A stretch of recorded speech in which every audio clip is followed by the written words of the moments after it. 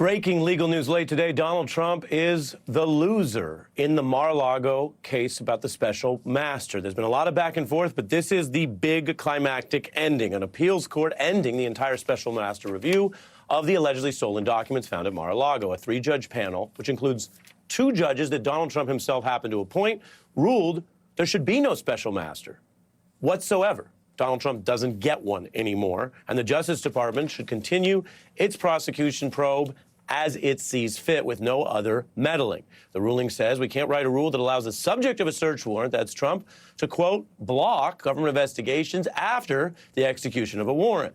They say the dismissal of the entire proceeding is required, and of course, the execution of a warrant, what the court is saying there is a judge signed off on this, that's bad for Trump, and he doesn't get to second-guess it after that point. I'm joined now on the breaking story by someone who knows Florida law well. Dave Ehrenberg is state attorney for Palm Beach County. Can you hear me? Welcome back. Great to be with you, Ari.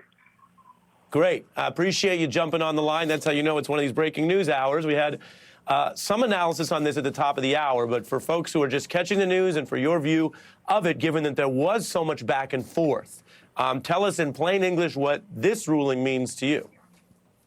This is a smackdown.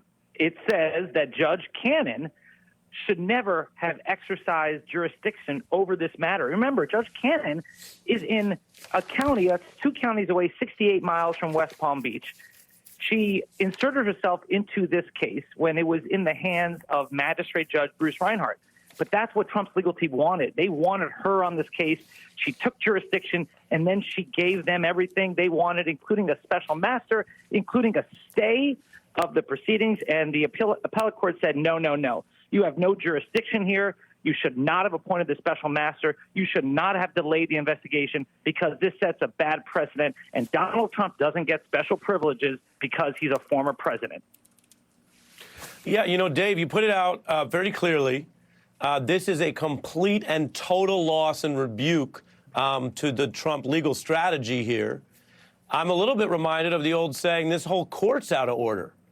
Because here you have a bipartisan set of appointees saying that lower court went rogue, that Trump loses. What does it mean now for the open case, which, as I think most of our viewers know, we've been reporting on it, is now under the auspices of this new Garland-appointed special counsel? It means that Donald Trump is going to go through some things. It means that this case, it's game on. This was one of the big delays for the Justice Department. The only delay left is that Trump is certain to appeal to the U.S. Supreme Court. But I say that there is a 0% chance they're going to affect this ruling. Remember, the 11th Circuit is not the 9th Circuit from California.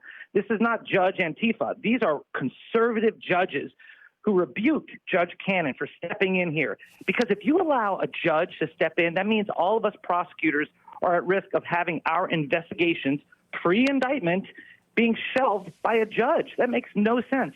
And for a judge like Judge Cannon, who's supposed to be pro-law and order, she certainly channeled her inner Saul Goodman here, you know, and that's why the three judges said no way. Dave, your references are on fire. You're on the phone, but if you could see me, you'd get a legal smile because you're making sense. A huge rebuke to Trump. With about 20 seconds left for you, do you see it more or less likely or no difference whether there will be any charges coming out of this probe? I think what this does is it speeds up the charges. I have felt that Trump will be indicted for the documents matter. Now that this is out of the way, that's one more obstacle gone. I think charges will be coming at some point after the runoff. Dave Ehrenberg, Palm Beach County State Attorney, knows that area well and the law well. Jumping on the phone on a breaking story. Thank you, Dave.